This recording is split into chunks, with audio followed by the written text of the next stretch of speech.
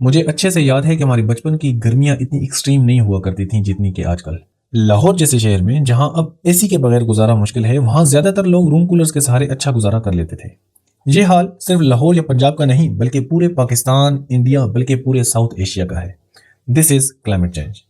Climate change एक ऐसा area है जिसको सोचकर हमें परेशान होना चाहिए, और इससे भी ज्यादा परेशानी की बात यह है कि Pakistan is one of the most badly affected country bye climate change. और इसके सिम्टम्स क्या हैं? इसके सिम्टम्स बहुत सारे हैं, आपको इर्द गिर्द नजर आ रहे होंगे। जैसे कि प्री इंडस्ट्रियल टाइम से लेकर 2022 तक ग्लोबल एवरेज टेम्परेचर इंक्रीज जो हुआ है वो 1.2 डिग्री सेंटीग्रेड है।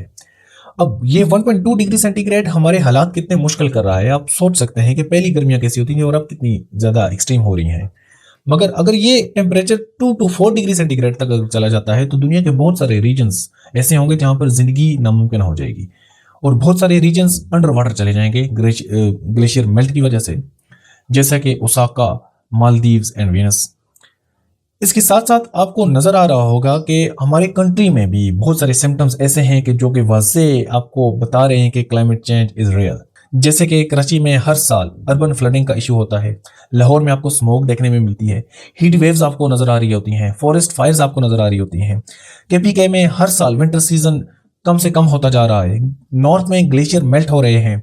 और सिर्फ पाकिस्तान नहीं, पूरी दुनिया में ये इश्यूज आपको नजर आ रहे होंगे। आपको पूरे पाकिस्तान, इंडिया और साउथ एशिया में आपको डिफरेंट न्यूज में नजर आ रहा होगा कि hottest April ever recorded, hottest May ever recorded, hottest June ever recorded and hottest summers ever recorded.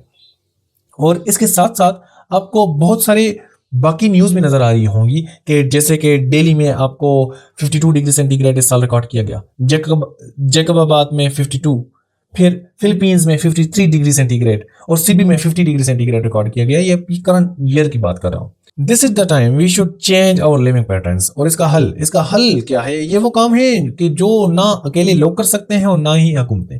इसमें माशरे के हर शख्स को अपनी कैपेसिटी पे कुछ ना कुछ कंट्रीब्यूट करना पड़ेगा।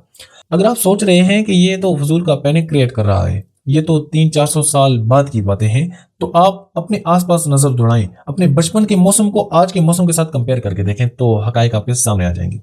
अब इस मसले को ठीक कैसे कर सकते हैं? फर्स्ट स्टेप क्या है? First step to solve a problem is admitting that you have one. वो ये कि अवेयरनेस। आप इस प्रॉब्लम को एक्सेप्ट करें, अपने आसपास अपने अजीजों वकारों को बताएं कि climate change is real and climate change is near.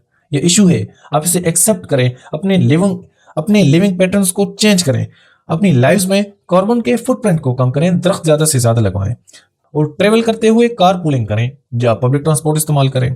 फिर अवॉइड सिंगल यूज प्लास्टिक।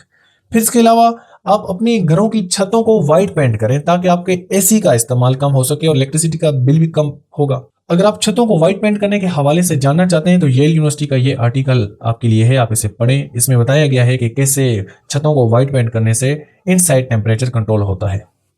फिर इसके अलावा अपनी वॉल्स में पॉलिस्टीरीन इंसुलेशन शीट्स लगवाएं, जिन्हें आप मेजरली थर्मोपोर शीट्स कहते हैं, ताकि आपकी इनसाइड का टेम्परेचर इंसुलेट हो सके।